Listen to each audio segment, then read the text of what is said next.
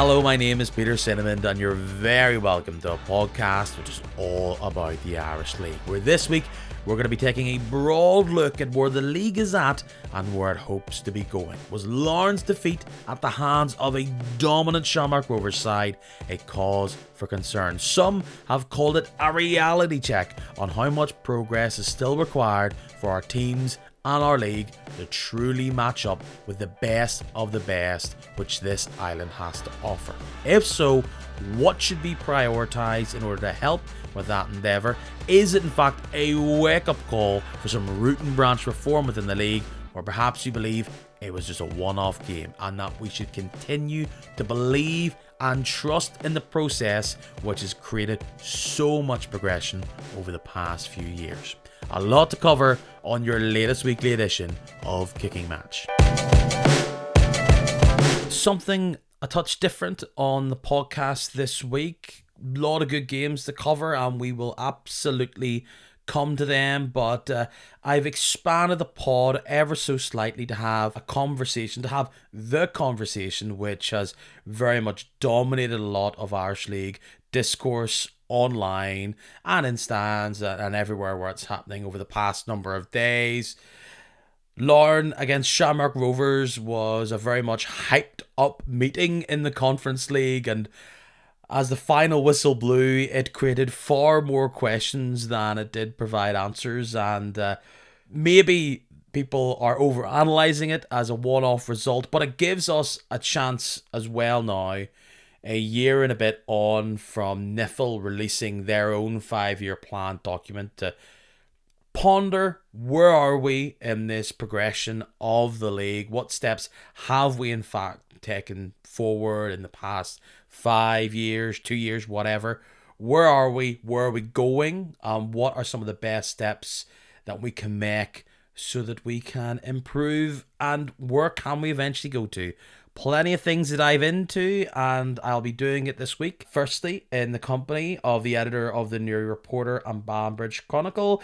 Welcome back, Michael Scott. Hello, how are you? I'm doing all right. And the third person in the booth this week, Northern Ireland football podcaster Stewart Cherry. How you doing, Peter and Michael? Good to be on with you. It's good. I was at the game on Thursday night at Windsor Park. Shamrock Rovers raced into a lead. They pushed Larne to the ground and they never really let them get back up again. Just to focus on the game before we get into some of the bigger questions, Michael, were you personally surprised by the scoreline and how that game played out? Not particularly, to be quite honest. The game got a lot of hype, for being League of Ireland against NIFL. I don't think that ever should have been the case. I think that led to an unfair sort of position of the game, because Larne this season have not been at their best. If you're going to build something as the League of Ireland against NIFL, probably you want to see the best teams competing in that. I don't think Larne have been at their best this year at all. The result on Sunday proves that. I'm not surprised in terms of the whole way the leagues have been over the last while. Like, Shamrock Rovers were always going to be light years ahead of Larne. I think I read in one of the papers over the weekend somebody saying that they were 13 or 14 years ahead of them, and that it's true, because they've had full-time football down there for a long time. They have the structures in place. Larne are still fairly new to it, and while they've done very well to get to where they are, they're still not quite there as far as I'm concerned. One game, Stu. Overreaction? I will be honest. When it comes to Northern Ireland against the Republic of Ireland, if it's Northern teams against Southern teams in Gaelic, in rugby, boxers fighting against one another, or the Irish League versus the League of Ireland, I am cheering for Northern Ireland every single day of the week. So from a personal perspective, I was pretty gutted that they were spanked as much as they were. Is it an overreaction? I think that on their day, Larne were very poor, and on their day, Rovers played very well. They got out of the traps very early, 3 goals in 30 minutes. On the score at the end of last week, Kieran Lynch said to Michael Clark, one of the things that we've learned in Europe is to get men behind the ball and not to concede stupid goals. if he said that to the players before they went out, it must have just gone through one ear and out the other, because within 2 minutes, not only did they not get men behind the ball, but they also gave away, a really stupid goal, and so it continued. I do think there's a degree of overreaction. I've seen some of the discussions in newspapers, online, a few podcasts, listened to the second captains, and they were saying it was a complete mismatch. The Irish League teams are like the equivalent of League of Ireland First Division, or the Irish Premiership teams are the equivalent of the First Division. And you saw Not at all. It's nonsense. It was a mismatch, but the idea that the Irish League is League of Ireland First Division is nonsense. It's nonsense. I do think Larne have been very, very poor on the night. I think they've been very disjointed this season, and we'll get into the flesh of this. And there's multiple reasons I think why that is. To set my stall out at the offset of this, I think it was Darren Murphy mentioned 13 years, Michael. I think I read the same article as you did on Sunday. But the reality is, it's probably closer to 23 or 24 years. Now, the reason why this 13-year number is being brought up is because that's the first time that a League of Ireland team Rovers qualified. And what also probably people might forget is how impressive that was, is that was qualification into the Europa League. So, this is a competition above the Conference League, which has come in, and they've done it previously. This is the third time they've broken through into a European group stage, whatever league stage of competition. Dundalk have done it as well. So twice. So and the amount of money that brings to a team, to a league, is well trodden over road. Completely. But for me, it's the architecture of what was happening over 2 decades ago, where they looked at it and thought, you know what, we are competing in this winter situation. We've got part-time teams.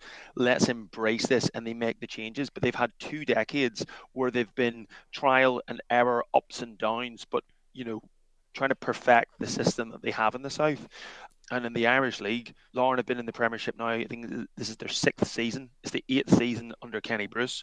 And so far, we have 4 teams that are full-time, with another team that are hybrid, and a few others that are training 3 days a week. So I think there's an overreaction to your first question, Peter. I think that the Irish League is certainly making ground on the League of Ireland. But personally, as someone who is maybe, I don't know, in the minority where I would advocate change in the Irish League, I actually think it was probably a bit of a sobering realization of where we are, and also a glimpse into the future of where we not only could be, but probably should be. That's a very good way to describe it, that sobering nature of it. I'm totally with you, Michael, in that I did expect Shamrock Rovers to win, and I totally believe that the League of Ireland is overall a better league, top heavy as it can be. Those teams were always going to be better than our teams. It just felt like a litmus test, as in, here comes Larne, the best team over the past 2 years. They've got into the European competition. They're technically at home, and all aspects of it was just far more impressive from the Shamrock Rovers point of view. They brought up a boatload of fans. They sang their hearts out. They dominated the atmosphere in the stadium. They had their banners and their tifos, and then they come in and they pass it around, and it looked like the best team in our league against the worst team in our league. There was a feeling that perhaps over the past 5 years, this transformation that we've seen since just pre-pandemic and now this era of being post-pandemic, and let's not forget the League of Ireland has grown as well. But in our heart of hearts, there was a hope, there was a feeling, no matter how futile, no matter how surface level it may have been, that, we could have had a decent scrummage, and yes, Shamrock Rovers would have won. It was on the borderline of slightly embarrassing, I felt. Yeah, I think the scoreline did the Irish League no favours. But let's be honest, I think a hammering shouldn't have been on the cards. As you said, the 2 early goals hadn't been conceded, or the early goals hadn't been conceded. Maybe it would have been a better reflection on where Larne have come. But it's just, for me, they've done well to get to where they are. They've still got a long way to go. And in reality, what is our expectations? Because the League of Ireland, you're right, has been a professional league broadly. A majority of it has been for many, many years. They've had that ambition. They've had investment. They have bigger games, bigger fan bases. And just because they're the league down the road doesn't mean that we always have to feel as though we're in their shadow. We're on our own journey as the journey that they've been on. If we are to look at where the Irish League is now and 5 years ago, because the league now is looking at that kind of similar time frame, there's no doubt between 19 and 2024 there has been growth in the league, from attendance, from interest, from quality, all those metrics. It's up. We might now be hitting that level where we're asking, how much road is there in front of us? The document last year released by NIFL talked about ideas of getting into the top 35 of coefficient, increasing attendances by 40%. The ideas to get to such levels are quite dramatic and quite drastic, and rarely actually on this podcast have we ever gotten to the nitty gritty of the big picture ideas, but we broadly know what I'm referring to. We're talking about change of league schedule, which this document by NIFL has said they will look at. They've had a year, they've now got 4 more years to have a proper vote and discussion about it. If you want to hear more about that, there's a podcast a year ago where I chatted one-on-one with CEO Jared Lawler. But some of the questions people are asking of, do we now need to take significant moves, whatever that may be, or do we need to look back at the past number of years and say, we've grown in all these metrics, and that's because we're sticking. What we've got here works, but it takes baby steps. Where do you stand on that, Michael? I think we're making progress. Now, well, I say that I'm a Glavin fan. Over the last 5 years, we've gone backwards. But I think overall the league has gone certainly forward, and I think it's the likes of Kenny Bruce, it's guys like that who are coming in and making the investment, who are making the difference. It's going to take time. It's going to take money for all clubs. For me, I think NIFL could be doing more to help the clubs find the right type of investor to come in, because it's like I go to AGMs and I ask who we're speaking to. Whenever you go to the AGM, the most frustrating thing as a supporter you can be told is you need to put your hand in your pocket. Whenever you've maybe spent maybe £300 or £400 before a ball's even been kicked over the course of a year or before the season starts, and you ask them, right, well, what are you doing to try and find investment? And they go, well, we're always open to offers. Well, who wants to invest in an Irish League club? So maybe NIFL could do more to try and push that boat out. And once that money comes in place, once those right people are in place, then the world's your oyster in terms of it growing the league. And Michael, the thing is, sorry, just to cut in there, the reality is who wants to invest in Irish League clubs? People do want to invest in Irish League clubs. That's the reality. Mm-hmm. And I think that this is the big thing, and this is maybe my bugbear with it, in the sense that in NIFL's document, they say they want to get into the top 35. We're currently 46th. We're 46th, and there are 7 countries with a smaller population than us ahead of us in the current UEFA rankings. Estonia, Liechtenstein, Malta, Faroe Islands, Latvia, Iceland, and Kosovo, all smaller populations than us. Throw in Cyprus, which has got 500,000 people, and in countries of a similar, maybe between 1 to 2 million more than this, Republic of Ireland, Slovenia, Lithuania, and Armenia, they are all ahead of us. My thing with anything, it's who are we aspiring to be? We want to be the best versions of ourselves, absolutely, but what does that look like? What does that actually look like? And the comparisons with the League of Ireland, I find very, very useful, because for years, for the vast majority of in our history where football has been partitioned on our island, the leagues have been basically neck and neck for decades. It's only been in the last 20 years that the League of Ireland have put the foot to the pedal and motored on. Now we are doing that. We are chugging along, probably in third gear at times.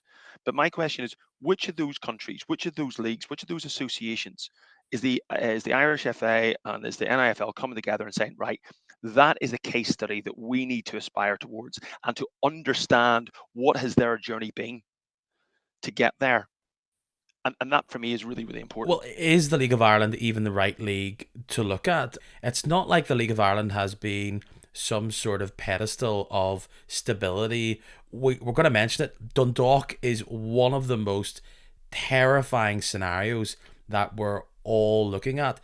By the time we're listening to this podcast, Shelbourne may be champions of the League of Ireland, but the past 20 years for that club and that fan base has been rocky. It has been treacherous. It has been up and down and everywhere. And yes, they may have finally found some form of, at least to what we look at as stability. But Dundalk were the standard on this island. They were a mega team. They were regional. They were out of Dublin. They were getting investors. They were getting people trying to bring this club up. They had a great team, huge amount of success, loads of titles. And I don't know, come 2025, if they're going to even be allowed to play first division football by just all the debt, all the instability. And every time you hear about somebody coming in and the Kenny Bruce experiment and the Kenny Bruce success story, the fear for anybody is, yes, an investor may come in, and there's likely to be investors coming in and taking a punt on other Irish League clubs that haven't got an investor recently. The question will be in their head is, are we going to be a Larne or are we going to be a Dundalk? Because that's terrifying. That's some risk, isn't it? Yeah. But you've got in the last sort of 15 years, you've had Dundalk, you've had Derry, you've had Cork, you've had Shells, you've had Drogheda, you've had Sligo. We've had financial issues. But I throw it to you, the Irish League. We've had Coleraine, we've had Crusaders, we've had Glentoran, Newry City, Omagh. I know people will use this a lot of the time. It's relative, but everyone's chasing some form of success. And the reality is, Coleraine should have been out of business 20 years ago. The Glen should have been out of business. Newry City went out of business. Omagh went out of business. Crusaders. There's a book from Mark Langmore. I think was it from black to red again, or from red to black? It's one of the two.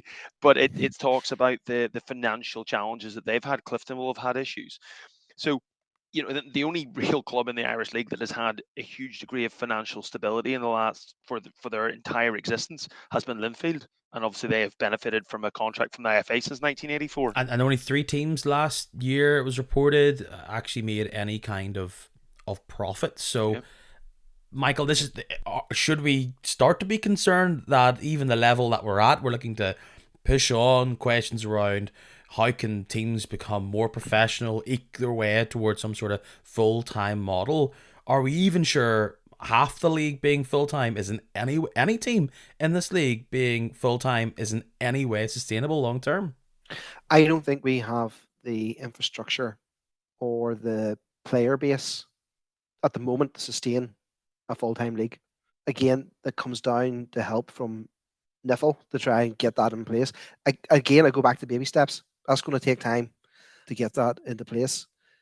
How you get that into place, again, I'm not really sure. Does it come down to money? Probably. Does it come down to people taking a risk? Probably. Could we see half the teams even be full-time within the next 5 years? Possibly. Because we're not too far away now, are we? I mean, we've got 4 now, haven't we? So 4 with a hybrid, Michael, yeah. Yeah. So, I mean, that's a possibility. And then that's going to, that could create a top 6 and bottom 6 all of its own. So fundamentally, this is a money question, isn't it? This is I believe so. Fundamentally, this is a money question which comes from popularity, which generates revenue. As a part of this document, NIFL wants to see commercial revenues double by 2028 from where they were last year. And the main way to generate revenue is fans through the turnstiles. It's all the residual cash that comes from. There's then other ways to generate money, like qualifying for Europe. And realistically, even from a League of Ireland point of view, if we're going to look up at them as the big brothers in this scenario, I can't see more than one team from the League of Ireland qualifying for a European competition over the next few years. It may happen, and I may look silly, but the Champions Path is the key way to do it. And even if, like RFS did with Latvia, that they use the Champions Path to actually get into the Europa League, there's not the same thrust behind them that can go through all those difficult non-Champions routes within the Conference League. So if the aim is that to compete in Europe, you need to have full-time teams, and the way to get full-time teams is to generate revenue, and to generate all this revenue, you need more attendance, and the more attendance needs to be the popularity. And there is a question about going full-time, being more success. Does that then get you fans, or do you get more fans, which then can make you more popular? You know, that chicken and egg. There's a chicken and egg aspect to it, and do you need the investment to get the fans in? Then let's go to some of the ideas that actually the way the league is fundamentally set up, with a August to spring league focusing on Saturday at 3 p.m. This is the way we are to grow.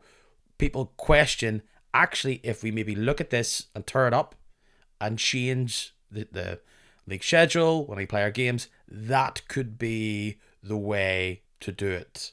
Stu, I feel like this is something you like the idea of. I definitely am probably more of an advocate for change than, I would say, maybe most Irish League fans that you might speak to. And perhaps the fact that I am a overseas Irish League fan. I'm not a season ticket holder for a club, and due to the proximity, I don't go every week. But I appreciate that it's all well and good for me saying, yeah, you need to change up the system and rip it up. But I'm not the one who's, going every single week in, week out, traveling the length of the country and such, watching the games. I think there's probably those fundamental questions you got to ask yourself is the Irish, talk about the Irish Premiership, I suppose, here within, or the Irish League Premiership, then the Championship and the PIL, etc. Is it at the level that it could be? I think that the baby steps and the incremental improvements that the league is making shows that it's not. And I think we could sit here today in 2024 and say, great, well, look at the strides that we've made, the increases of attendance, the fact we've finally got an Irish League club playing in the group stages. That's incredible. The fact that there was 15,000 at the Irish Cup final, the fact that the League Cup final is now an occasion. There's some really good success stories. I don't know if you saw Marshall Gillespie posted something during the week. It was like 14 players that played 25 games or more in the Irish League, but now plying their trade in England, Scotland, and in the bonus's case, the Netherlands. So our pathway to develop players has improved, which has been great. But I can't get over the fact that we are actually playing summer football when you think about it, because clubs are coming back to train for pre-season or train for Europe in June, playing matches in July and August as it is. But the reality is, you talk about money. Linfield, Cliftonville and Crusaders all lost their first round European matches this summer. And Linfield lost to a team from Iceland. Cliftonville lost to a team from Latvia. And Crusaders lost to a team from Wales. Iceland and Latvia have leagues that are the calendar summer season, I suppose. And Crusaders lost to a team that were playing in Europe for the second time. Crusaders were the seeded team. They were undercooked. They were completely undercooked. They should have won that tie out of sight. Linfield lost, was it 2-0 away from home in the first leg? Undercooked. Cliftonville, who had just lost from the moment they won the Irish Cup final to the second they kicked off in Latvia, lost Hale 22 goals, Ashford 8 goals, and Wilson 20 goals. They had zero time to not just recruit, but had no time to bed those new players in. You are hit in what are arguably the biggest games of the season, worth what, £200,000, €250,000 for 2 matches to get through. That could set your season up. But whatever the system is right now, our clubs and players are not prepared for European football going into it, because they've got a series of 3 or 4, friendlies, which is just, they're ill prepared. But changing the whole league schedule, it can't just change because it's going to benefit Linfield and Larne. Totally. This is a whole league point of view. So would changing the league schedule, is that going to benefit a team like Glenavon? Are they sitting there thinking, if only we could play more games in July and August instead of January and December? Is that really going to add 200 fans to Moorview Park every other week? I doubt it. And more to the point, I actually think we would lose fans over the summer. You talk about growing attendances. But we have quite a few supporters who would play cricket. We have supporters who go away on holiday. We have players who go on holiday because, again, the part-time thing comes into it. You're not going to get the best of those. I think you have to move the whole league structure, not just the Premier League. It would have to be the whole league structure. So everyone's playing that season. And I don't know whether the likes of, let's say, because they're near to me, Armagh City, could be bothered with playing in the summer. What's the benefit of them?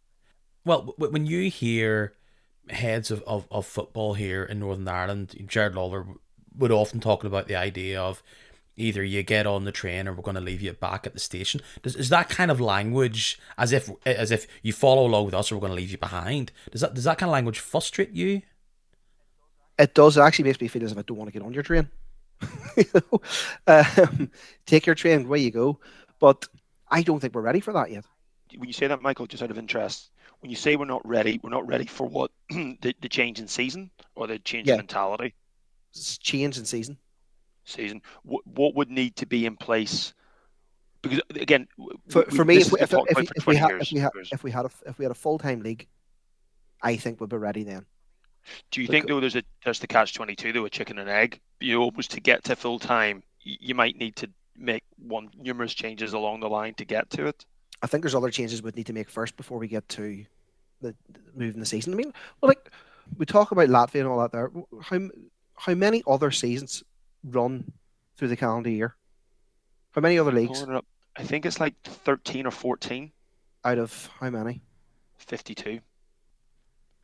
There was comments after the game on Thursday night that actually, why should we even be striving for a full-time league based on the size of our country?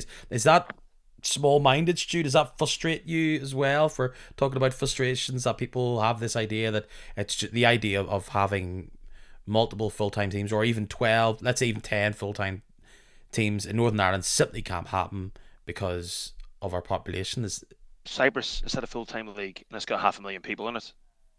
Latvia is a full-time league and it's a population smaller than us. So there's always reasons not. Slovenia, a country where you've got basketball, you've water polo, you've handball, which are all massive sports in that country. A country with a very similar population to us has got a league that it's 3 times the value of our league. If not, sorry, 5 times the value of our league, and they're the same population. So I think it's whatever way you want to look at it. You can always make reasons not to do something. I always just think that down south there seems to be a view of, well, why can't we do it? And I think up north there seems to be a view of, well, why should we do it? Linfield came close, very, very close.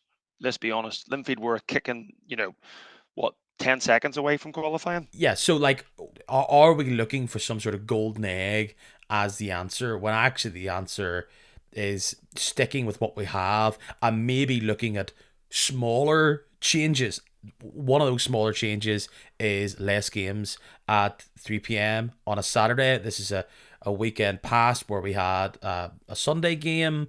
Like, Sunday games are kind of odd because they have so much baggage from conversations around faith, and I actually think that maybe is a sideshow now. It's clearly important to some fans, there's no doubt about that, but there's also a different argument to be had where there's people probably with their hands up saying, I don't think that the league should be focusing playing on Sunday, and it's got nothing to do with faith. I think the league has historically been very rigid to make changes.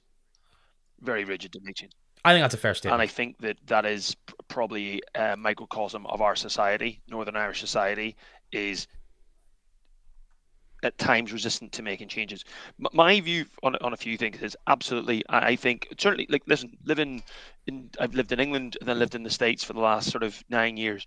Having games on a Friday evening, you can clearly see there's some really good crowds. I think Portadown have really embraced the Friday evenings and the Saturday evening games. It's been really, really good. But again, just an example, Larne were criticised for being anti-competitive for playing games on a Friday night because it was full-time against part-time. But again, Larne have a business case to say we get more fans on a Friday night. But then when they were doing it and then they were winning, people were saying we weren't being competitive because it was unfair on part-time players. Well, again, you're trying to strike that balance. We talked about it last year, Peter. the idea of 3 o'clock on a Saturday, while every other league in our country is playing either every intermediate amateur league is playing at 2 o'clock on a Saturday. I find that crazy. Like, you're not. That is That a is big crazy. limiter, isn't it, Michael? Like, you hear this all Like, the I'll give you an time. example. In the US, they do not play NFL on the same days as that they play college football. Why? Because they want to make sure as many eyes are on it as possible. So they have days for college and they have days for pro. I know you're a big NFL guy, but that's what they do. So that the attention is on it. But the Irish League is never the center of. It's very rarely the center of attention. Friday nights give us the chance to be center of attention because everyone else is playing on a Saturday.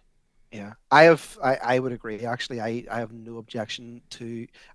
I prefer 3 o'clock on a Saturday. That's my personal preference. But if Glenavon want to kick off at 5:30 on a Saturday, I have no problem with that. Or 5:30 or 7:45 on a Friday. I don't even care if they play on a Sunday, to be quite honest. But because like at the end of the day, as long as it's an October Saturday and not a June one. Correct. The I think whenever it comes to Sunday football, I think teams should choose carefully when they play. That's the only thing I would say. For example, I know Larne and Portadown played this week due to European, and there was not much they could do about it really. But I would imagine in an ideal weekend, Portadown wouldn't be agreeing to play that game on a Sunday because of the TV fixtures. I would like to see the talk about trying to put in a weekend of football. If Niffle were to try and play, say Northern Ireland are playing away on a Sunday or playing away on a Saturday, and it gives you the opportunity to try playing games on a Sunday, I don't think that's a bad idea. I actually, in terms of Saturday evenings as well, I think Saturday evenings is a good one to try. If clubs try and market it properly and do something, try and make the game an event.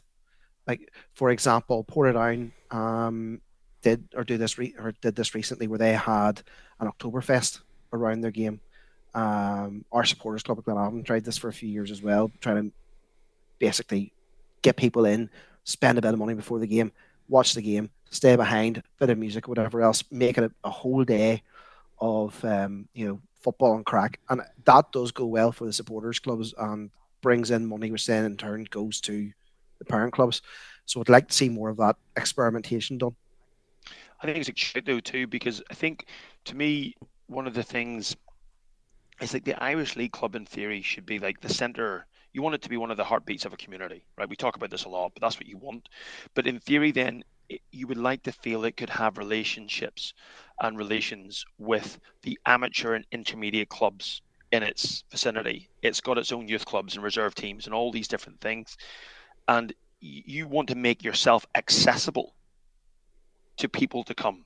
You don't want to make yourself inaccessible.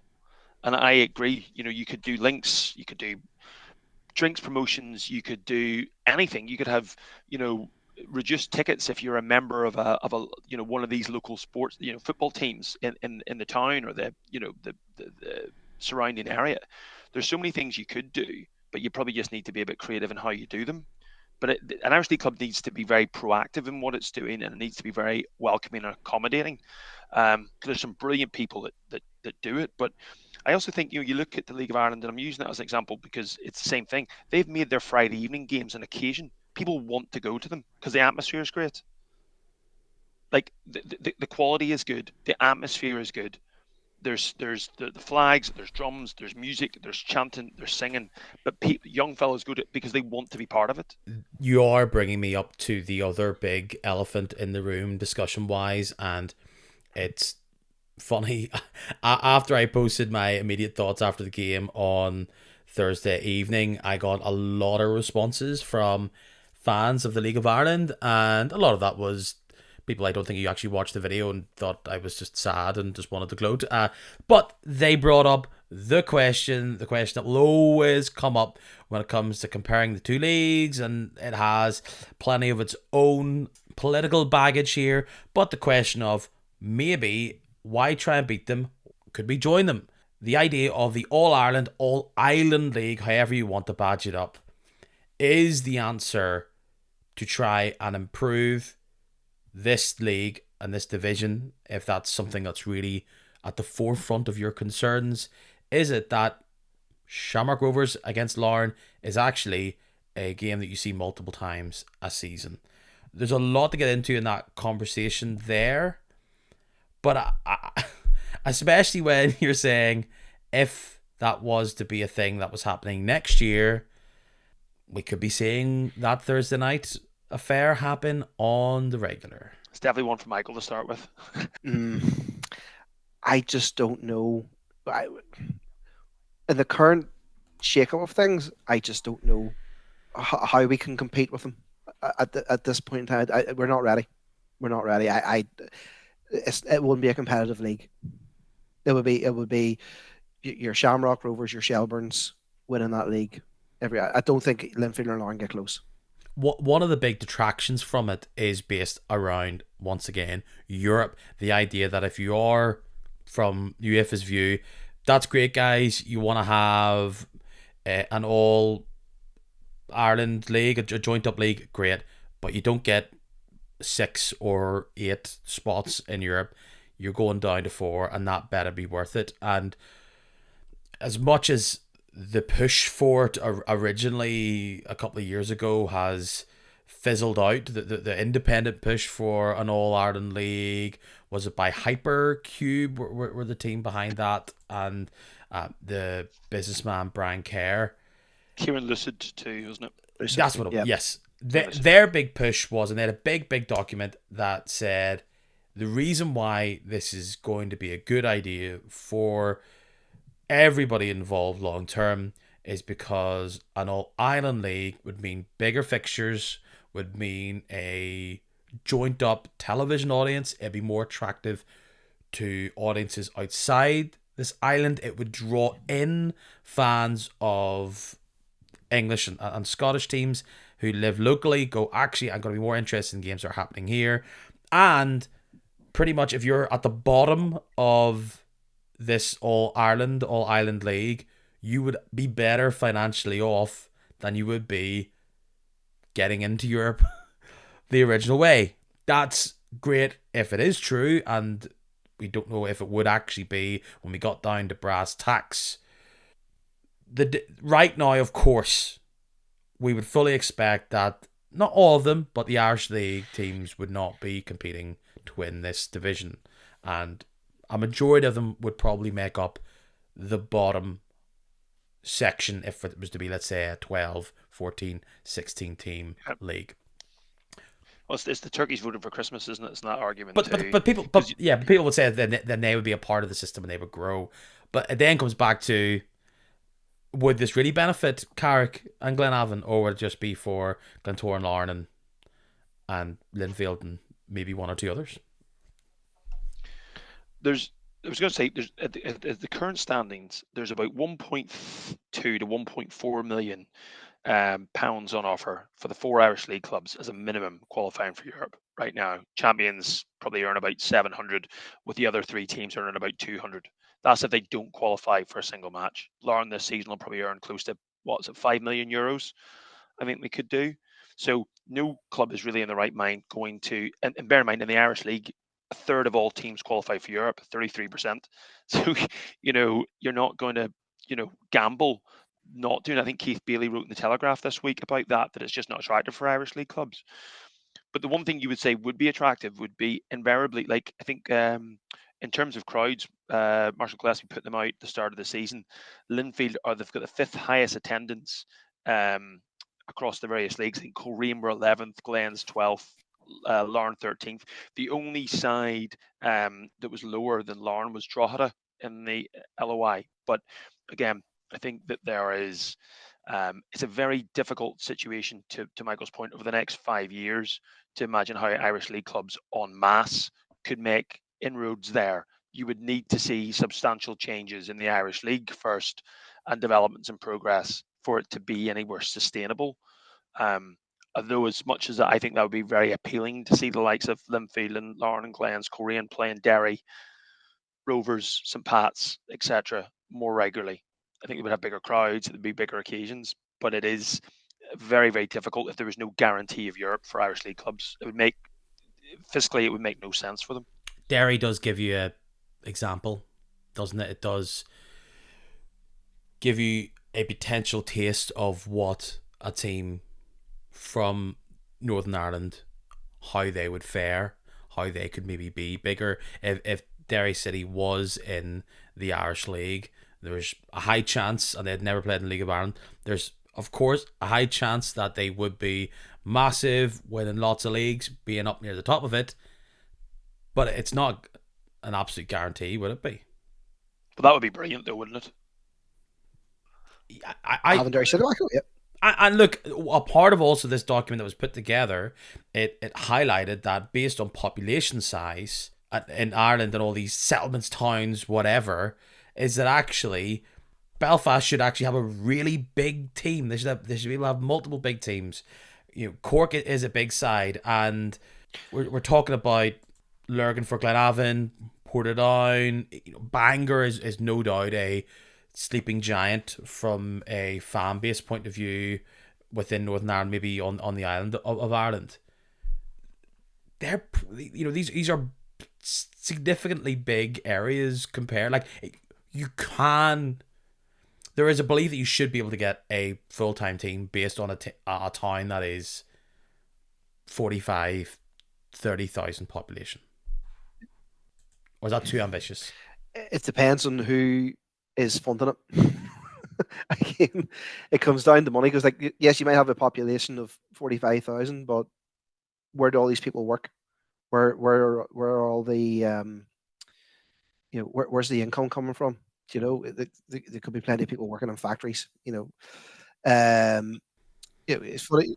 It's funny. Like it's weird when you really think about it, that a team from Belfast, from East Belfast, the size of that, all that it draws in, is getting 2 years ago the best player in the league, zipped away to go play for a team in the town of Paisley in St Mirren. So that shows you that perhaps the argument would say that if you're in a bigger league, if there was Belfast teams in that Scottish pyramid, they could see success, draw more fans in. You never know. And Dundalk dominated the league. Well, Dundee, you've got a city of about 130,000 people, and they've got two clubs there pulling over between 5,000 and 6,000 fans every game. Again, there's different arguments on this. I mean, the one team you would really speak to about and ask them how they do it is Loughgall. Loughgall, a town of 230 people, managed to get nearly close to 800 people in every game. I don't think there's a club in Europe that is, quadrupling the size of their population every home game. That's absolutely outstanding. But look, I think there's different things you could do. I mean, Linfield pulling in 3,500 fans every game, when Shamrock Rovers are pulling 6,000 fans every game, St Pat's 4,500. You would say, like, Linfield are probably under achieving in terms of what their potential is. And there's a few clubs you could look at that, on that basis. But I know the question is too, then, on that basis, like, do Irish League clubs play too many matches and too many competitions? Like, Larne this season have played 2 games in the Champions League, 6 games in the Conference League, 9 games in the Irish Premiership, 2 games in the County Antrim Shield, 1 game in the Charity Shield, and 1 game in the League Cup.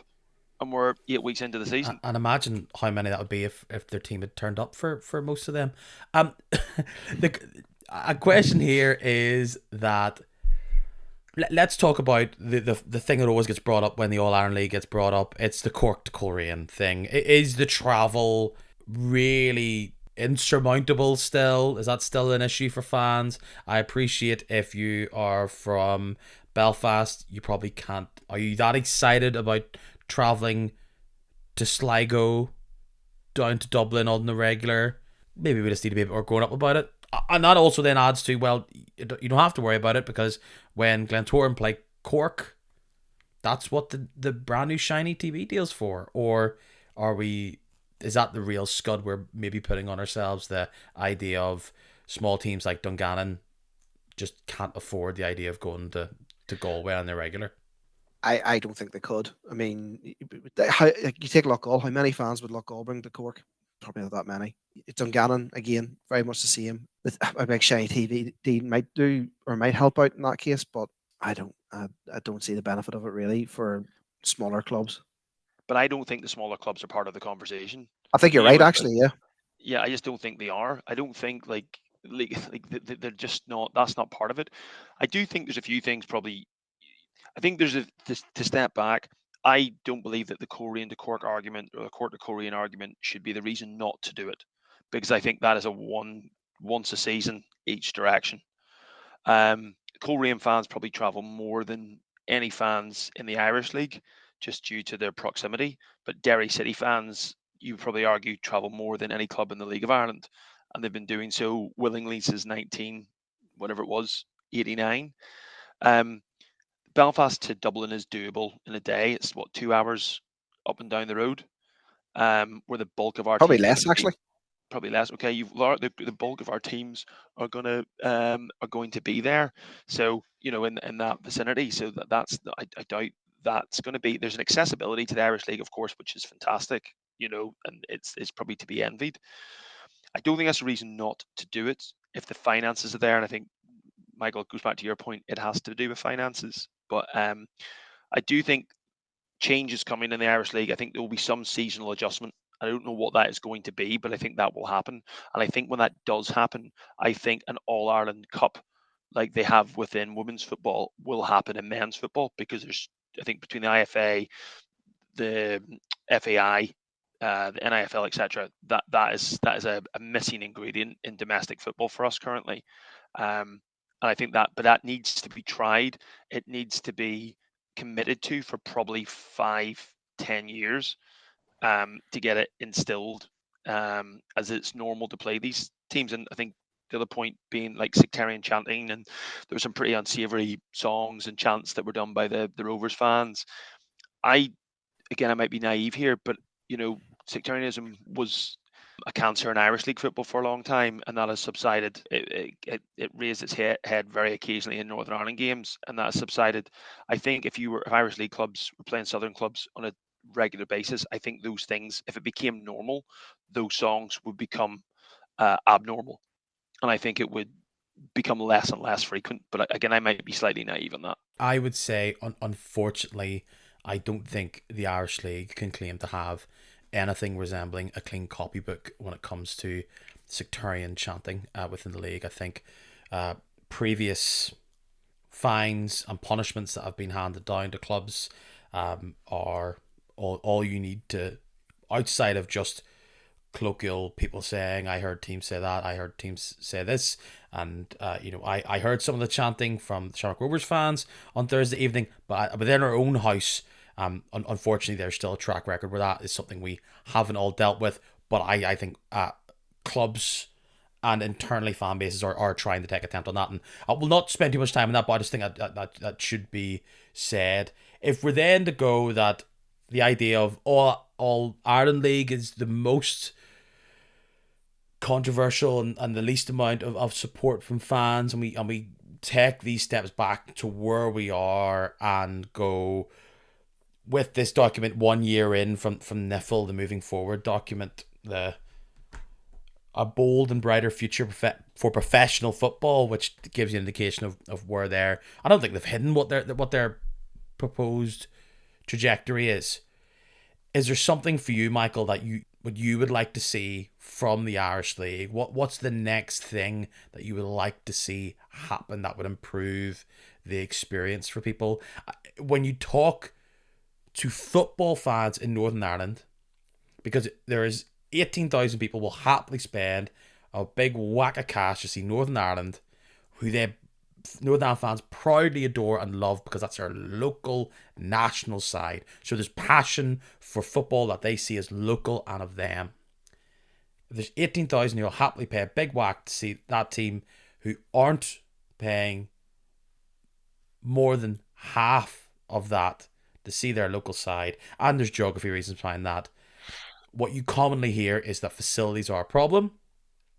That is a time thing, because I think every club would want to improve their facilities, and that with the Northern Ireland Football Fund, we just have to believe and have to assume that is coming down the line. There's no opposition from clubs saying we don't want to improve our facilities. So everybody wants to improve their facilities. That would bring in fans, you would have to believe, or at least when you talk to non-Irish League fans, they say that's a big aspect. What else can the league be doing to draw in people and just make it a better experience for everybody, even if you're still a fan of the Irish League. 'Cause I don't think current Irish League fans should be taken for granted either, because they've been there, they've backed them. So for future fans, current fans, people who love this product, if I can use that word, what do you want to see happen next? I would like to see Niffle. There's something they could do fairly quickly. Work with the people at the clubs who volunteer to make it more, or to try and move them from being Joe Soap, who has just put their hand up and said, I would like to help out at my football club, and take them and help train those people up to be the best they can be at a volunteer level, and move them towards a more professional way of doing things. I'm talking about people. Obviously coming from an experience of being a media officer at a football club. You talk about people who are volunteering on boardroom at boardroom level, people who are volunteering in, say, club shops, who play important roles in marketing the club, marketing, and in turn marketing the league. Getting those people the skills to then go out and spread the word. This is actually a great product. You have a team on your doorstep. Come and watch them. Word of mouth works wonderfully around places. They could even market on Facebook. Give them a budget to market on Facebook. Tell people when the matches are on, who they're playing. A lot of clubs do that, but some clubs don't do it very well. Draw people in. A potential investor will look at things like how they market themselves. It's a big thing, and try and draw people in that way. Would be one of the very easy things I would do, and also reward the volunteers as well, because I think they deserve all the credit that they should get. I adore the spirit of that 100%. I think when people talk about the professionalization of clubs, that cannot just be on the pitch. I will say this just as my own personal view, which I rarely share on this podcast. I think when clubs are paying money towards maybe a second choice or third choice insert position within a team, it baffles me that we still look at, and I'm not because you're here, people who do media work within clubs, how that is seen and that's advertised as a volunteer role, when the value that match highlights, interviews with the managers, the graphics, the live tweeting, the value that adds, and how many people that draws in, the amount of revenue that you're getting into your club by your graphics looking great, news about players being signed, how important the digital aspects of your club almost is 50% digital. In fact, it might be more than 50% digital, because outside of not being at your ground watching your team, your relationship with your club through the social media platforms is via these people. And there is lots of really important volunteer cogs, and I'm sure there's lots of aspects of making a club an entity that it is that I'm not giving enough shine to. But the cogs, I agree with you, the cogs that happen, you get brilliant people doing great social media, for example, that's a better experience for the fans. If there's great food at games, if there's like events as a part of the club, that may be a volunteer events officer, volunteer community officer, for example, that still adds value to your club. So I love the idea of reinvestment through training and encouragement to help professionalize that, because we see really important committees in all aspects of interests across this country. I love that idea. Stu, what's the number one thing that you would like, if you had a chance to wave a wand and go, this is instilled as the first progressive change around the Irish League, what would it be? I think there's, to pick one, I'd say I really like that idea, and I think there's a good thing on the NFL website at the moment. They did that. Is it the One of Us campaign they did, Michael, where they were highlighting some of the volunteers? With some brilliant one recently about the guys from Bangor, which was fantastic, and that looks like a real success story, Bangor, and what they have done in terms of cultivating the support now. I think one thing I'd be looking at, it's part of this on the facility side. How many Irish League clubs don't have a social club, and don't have a centre where actually you can get people together to do those events and to do those things? I think is really, really key. I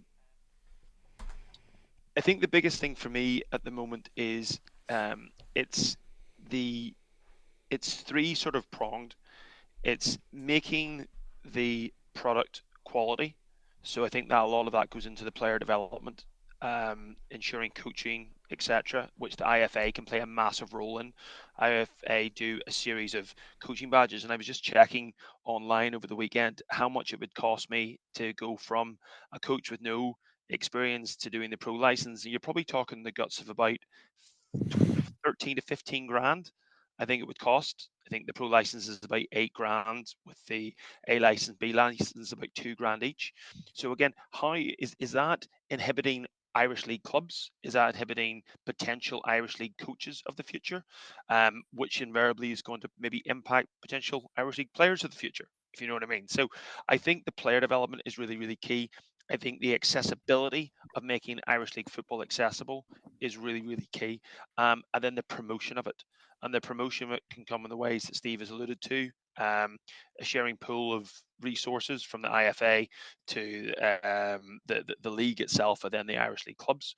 But it's also then, what are we promoting? The facilities need to be there. So I think it's all packaged, but to me, it's the player development, the accessibility, and the promotion would be the three things that I would really want to see the league tackle and tackle quite quickly. Guys, that is such a great conversation to have in the week that it is, and I guess it could have happened any week, but just in the way things have gone, it was an interesting moment to discuss where the league is, where is maybe going, and just what's the general temperature check on that. But Peter, one thing on this, what a week though. Like, what a week in one sense. We're talking about an Irish League club playing in the group stages or the league stages. That's never happened before. That is incredible. Yeah. And we're saying, hey, baby steps. Shamrock Rovers didn't win a game in Europe in the first 12 matches, lost the first 6. And then in the next season, they think they lost 4 and drew 2. This is, this will happen. An Irish League club will win in Europe. An Irish League club will qualify for the knockout stages of the Conference League at some point in the future. They will, because what we've achieved in the past, even the last couple of months, Linfield's come within a kick 2-3 years ago, and we've had an unbelievable Saturday in the Irish Premiership as well. So they get its. I know I'm an advocate for change, but I'm certainly not a doomsdayer. I think there's some phenomenal stuff happening in it. Just I had to put that out there. No, I think you're right, and it's totally justified to hammer that point home.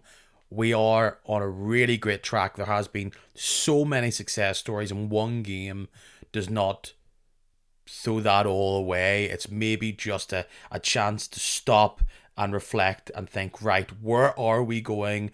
And it was maybe just it's a little taste of that we do have a fair bit to go, and we will maybe have this conversation 6 months down the line, a year down the line, 2 years down the line, and no doubt whenever we do have it, things will be even better than and beyond of what we are. And it's interesting reflecting on where Larne were on Thursday evening. 6 years ago, they were bottom of the championship, or they were playing championship football. So they are still very much in the infancy of their dreamland that they want to go towards.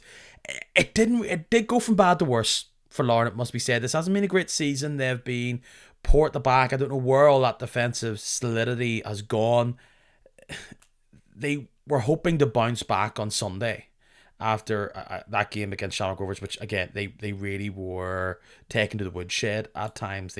Shamrock Rovers looked fitter, stronger, tactically better, and they have a chance to bounce back against Portadown at Shamrock Park on the Sunday. It's not like the Portadowns have been on a great run themselves, but thanks to a mega shot from Shea McCartan from his own half, the Ports are the team to get the 3 points against a slightly turgid Inverreds. They were alright in the first half. They get that goal from Conor McKendry, which technically is an Aaron McCarry own goal. But the Ports come out in the second half, and if there was a team that was going to win it after they got it back to 1-1, it always looked to be the Ports in that game. Great win for them, which, I didn't see coming. But as you say, Larne failing to bounce back, they'll be very disappointed about how they performed in the second half of that game. There hasn't been a great run of results so far this season for Larne.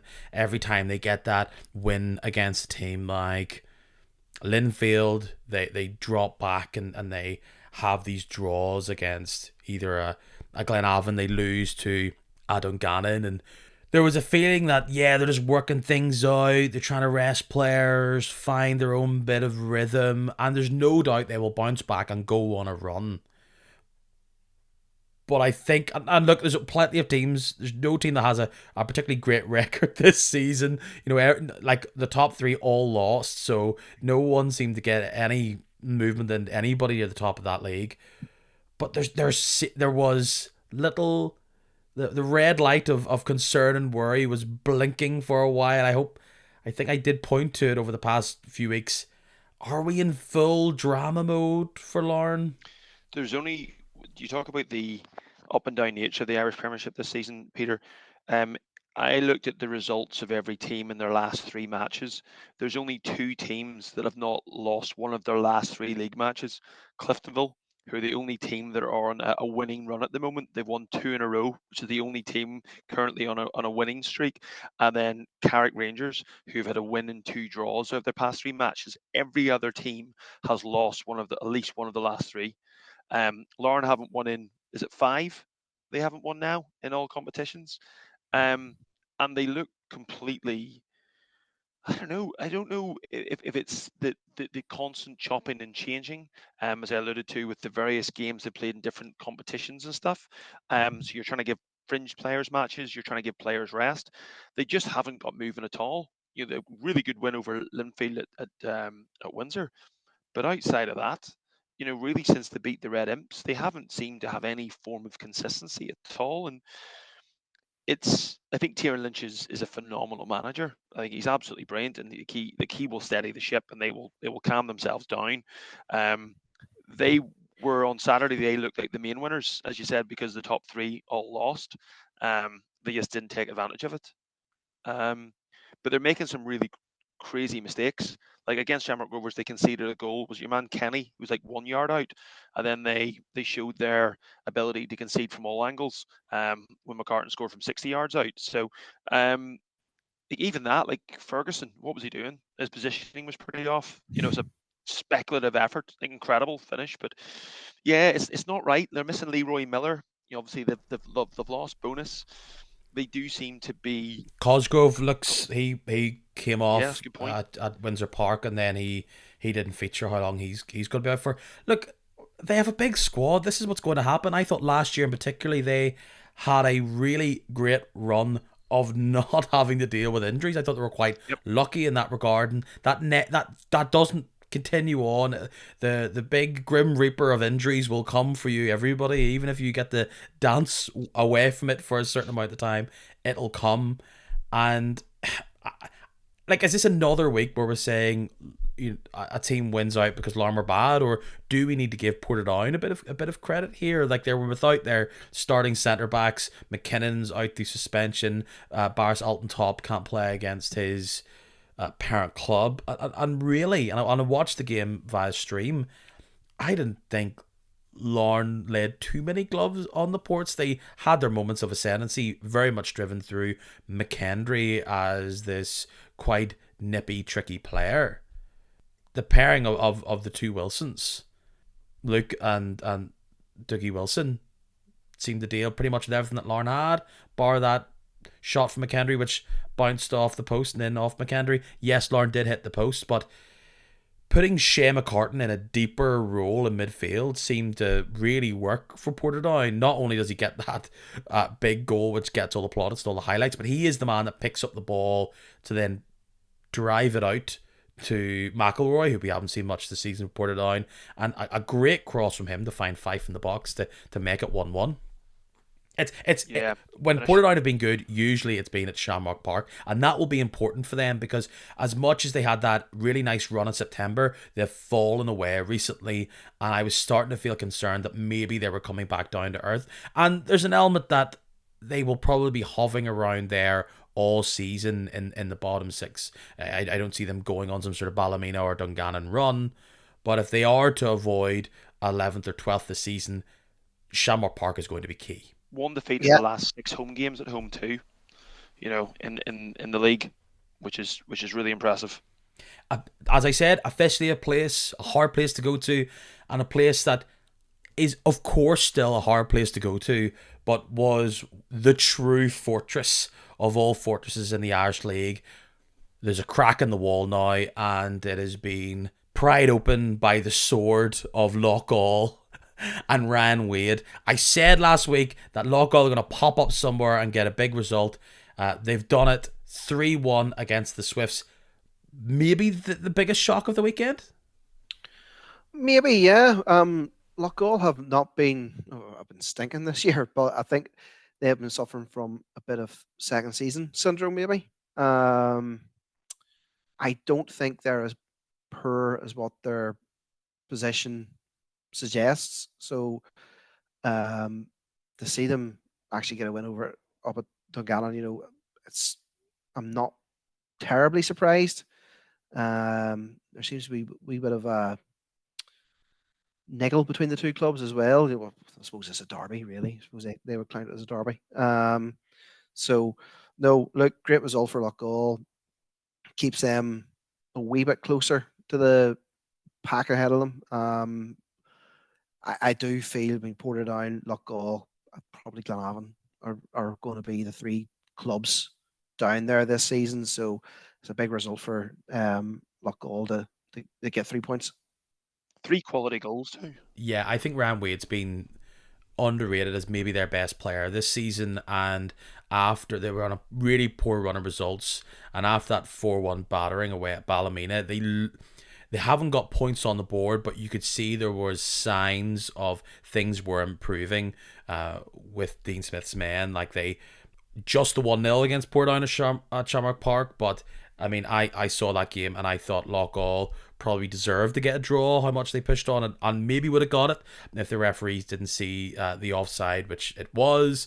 Then 2-0 down to Linfield, they get a penalty, and it takes Charlie Allen to score that great bit of skill to make it safe for Linfield. Loughgall could have come back there. So there was signs that they were getting bit by bit better. They go 1-0 down against Dungannon, and to be honest, for me, I thought on the radio I was going to hear the floodgates open. Not at all.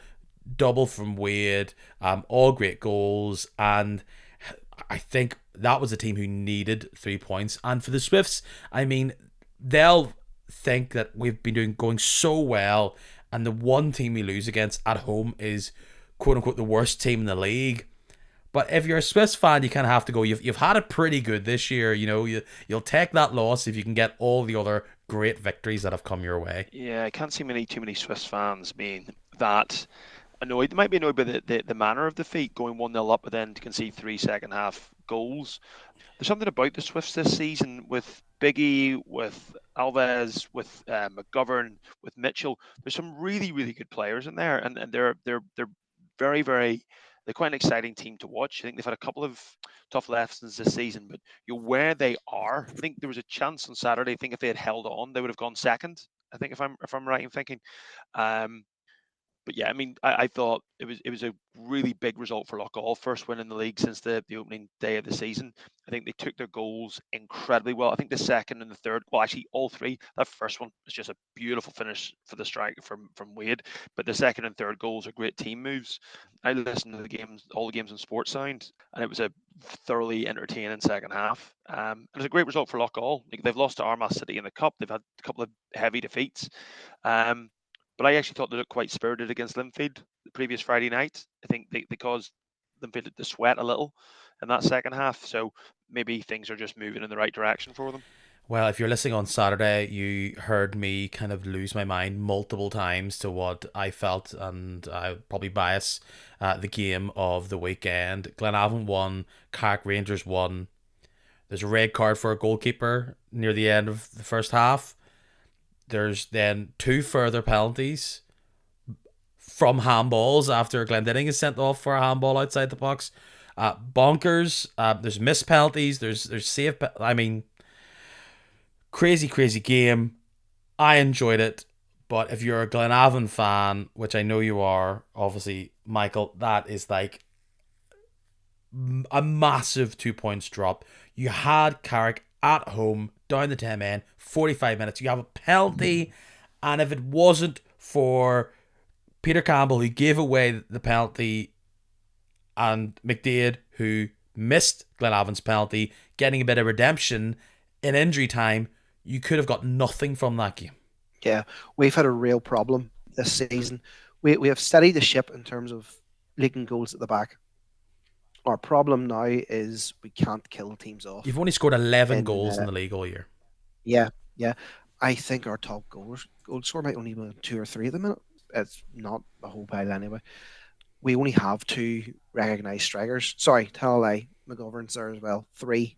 So we're relying on McDaid, who wouldn't have the greatest injury track record. We have. He was good. I thought he was good on Saturday. That's the best I've seen McDaid. He's done okay over the last few weeks, but he hasn't found the net that often. In fact, the Portadown game, I turned around to my mate and said, "Well, you see, McDaid has done nothing all season," and the next thing he pops up and scores the winner. We're relying on those 2 guys who haven't really found the net this season. I think we need more firepower up front. A lot of people were impressed as well recently by our unbeaten run we'd been on, or I think we'd only lost 1 in something like 7 or something like that. I can't remember what it was, but most of those since the end of August, when you lost to Ballymena, which was the start of Ballymena's big run, the only team you've lost to was Ballymena like 2 weeks ago. Yeah, but a lot of those results were draws. Yes, that's true. So it tells you, yes, we're doing well at the back, but we can't find the net. And I know people say it's tough, quote unquote, to play against a team with 10 men, but when you have 45 minutes to do it, Glenavon should have, and you get gifted a penalty. But let's also give credit to Ben McCauley, who came in into the Carrick goal. I mean, that was a pretty well hit penalty, I thought, by McDaid, and that was a big hand from him. It was a great save, especially from my angle in the home stand. Nothing seemed to go your way, and to be honest, you see with like a minute to go before injury time that Carrick Rangers had a penalty. Not that they really threatened a huge amount, so they struggled, Carrick Rangers, to get out of their own half. But to be honest, even when they had 11 men, their plan was coiled spring, wait for the break, and between Heatley and Gibson and Maculitis, they were going to try and catch you on the break, and that became the only plan once they went down to 10 men. But when that penalty arrived and Carrick went 1-0 up, I just thought this, for about 15-20 minutes beforehand, I thought this is exactly what's going to happen. I guess the bit of solace you'll have is that when he's needed to do it, you still got a point. Because, or is that zero solace at all? Again, it is 2 massive points, especially when most of the teams who are above you, Port's beaten. That feels like a big gap now that they have. It wasn't a great result on Saturday evening. On Sunday, it was a terrible result, would be the way I would look at it.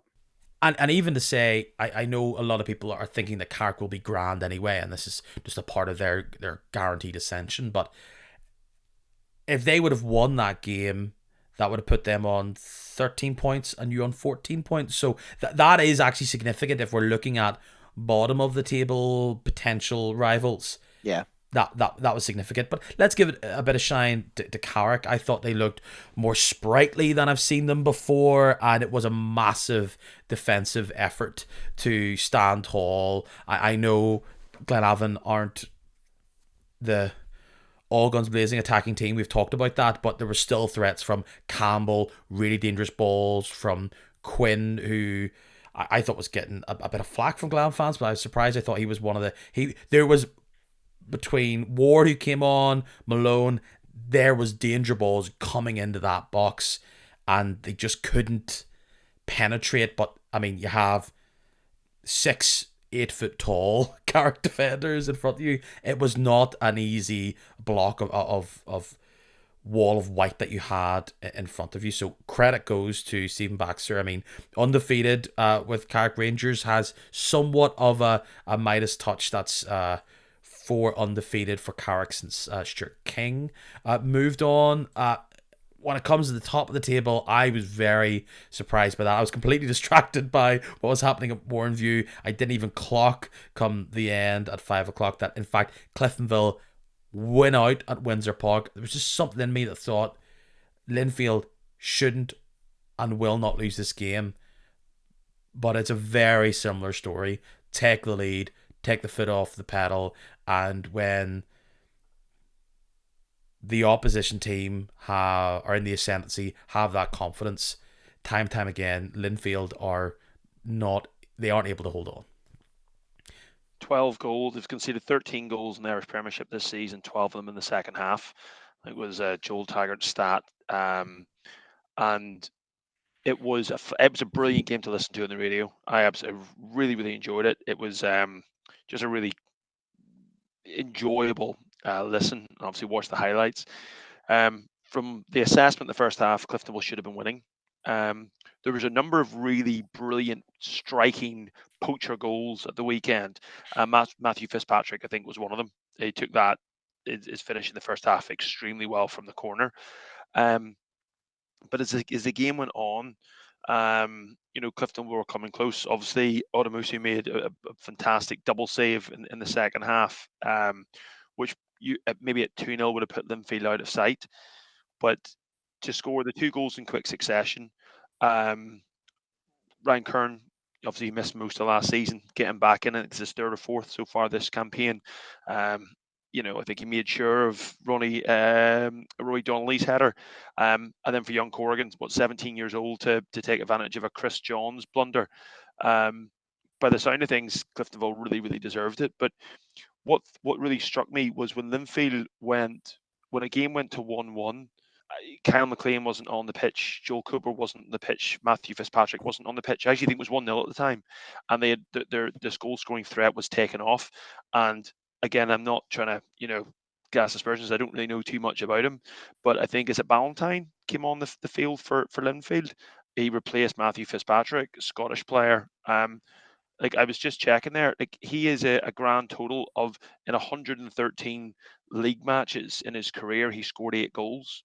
So again, coming off the bench, I know you were saying Glenavon are having a tough time finding the back of the net this season with strikers. Michael, I think Linfield are really struggling in that department as well.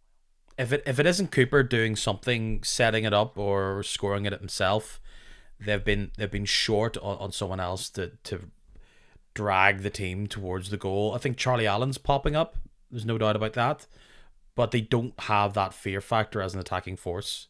I don't know if anybody really does have in the league right now, but that's something which they look a bit blunt going forward.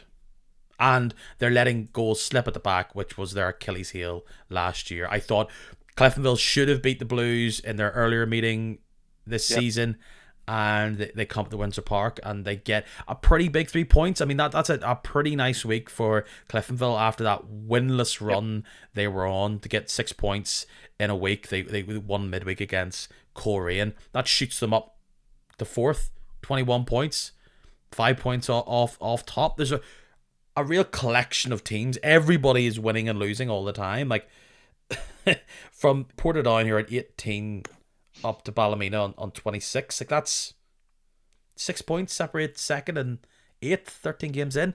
Not a massively surprising, but in turn, everyone's kind of jumping and leapfrogging everybody all the time. Cliftonville's first Premiership win against Linfield. It's in 6 years at Windsor Park. I can't believe that. Which is crazy. And like Linfield now have lost at home to Larne, Glens, and Cliftonville. That's this season. I think they lost 3 home games in the entirety of last year, and they've already lost 3 this year. And the Cliftonville were going into this.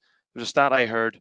They had only won 1 out of their last 18 matches against Larne. So Cliftonville weren't going into this game, haven't won at Windsor in the league in over half a decade. Had a really poor record against those 3 other sides. They really, really punished them. As you say, that's a big, big win for Jim Magilton.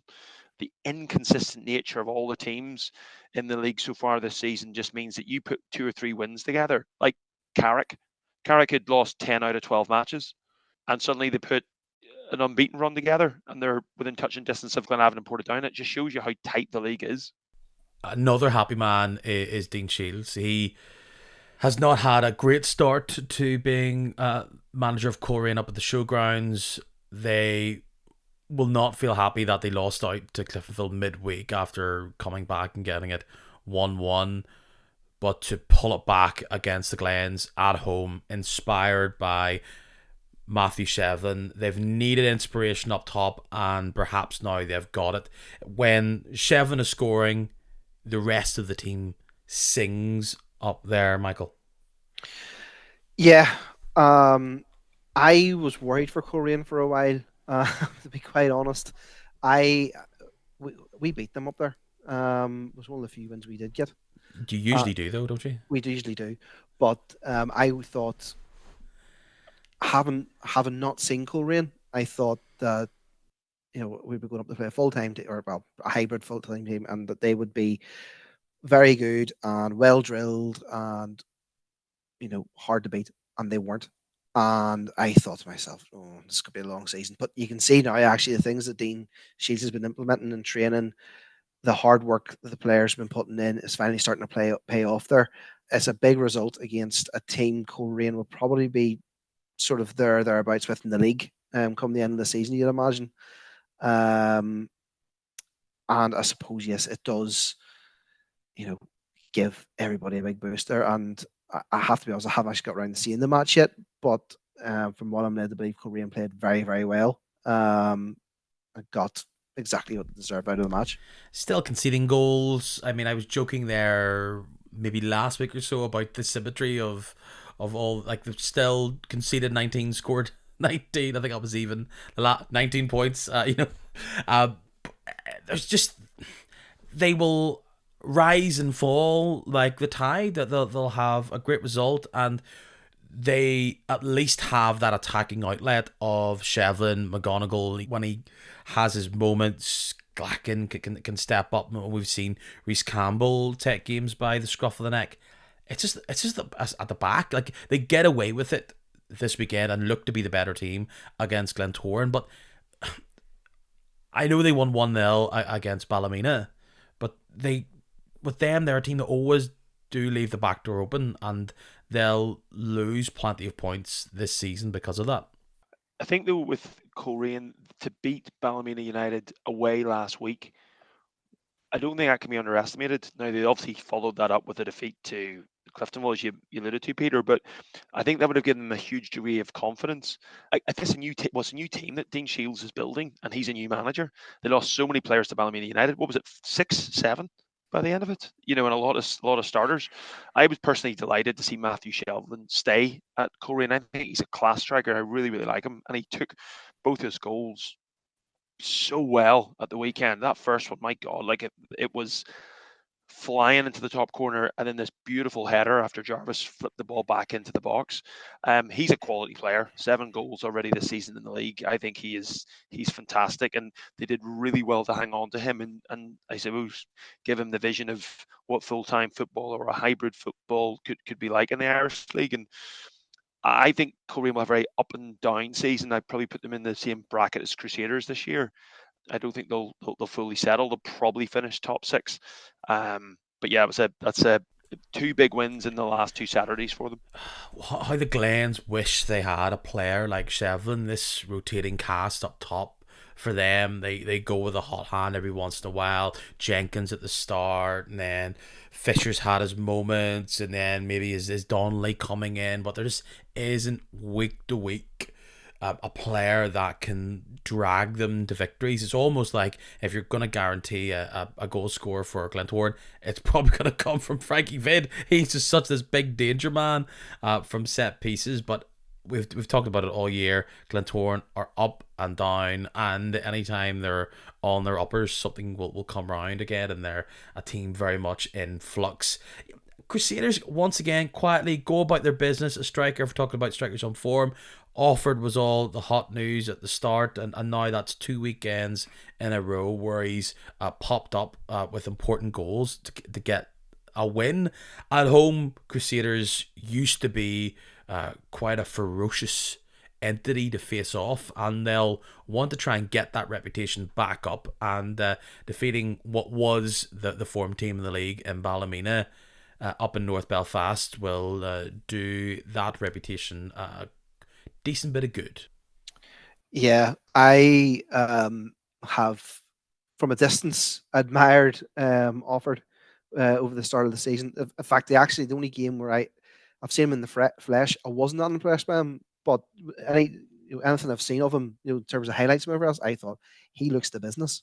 And he seems to have been a very astute signing by the Crews. A good result for them. Has that burst Ballymena's bubble a bit? No, it's an important win for the Crews, all right. Maybe more of an important result for Ballymena, if you think about it, in terms of where they thought they might be heading. No, fair play to the Crews. Great result. Gets them up and going again.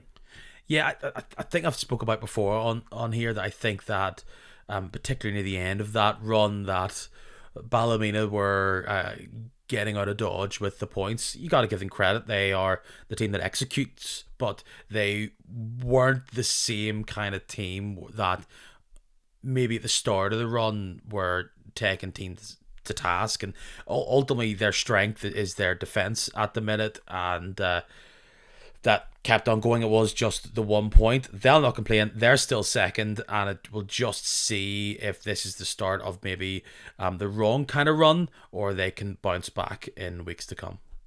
There was no penalties on Saturday, so Ben Kennedy, I suppose, wasn't too close. But then I think wasn't Jim Irvin. I don't know if you saw the report afterwards, Peter. No, Jim Irvin was very disappointed there was a penalty given to United.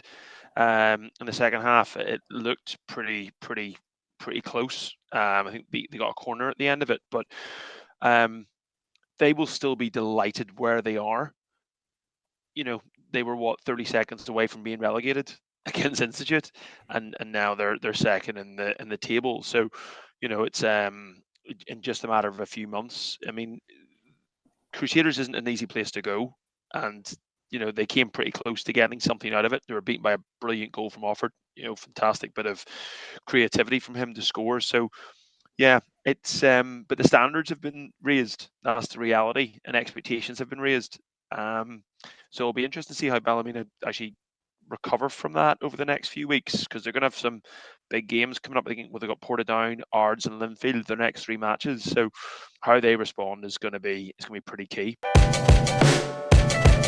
We look ahead to this weekend's fixtures, and I might do this in reverse countdown order. We first go to Sunday, second Sunday in a row, and it was a unfortunate Sunday for Linfield 2 years ago when they came off the back of their own European hangover and got beaten by Carrick Rangers. They return to the scene of the said crime as they go to Taylor's Avenue to play against the Rangers. I mean, this is not a great time to play against Carrick. Yes, they'll be playing with their substitute keeper, but Carrick are rejuvenated under the new stewardship, and they will not be easy for Linfield to break down. I'm going to predict a draw in that game.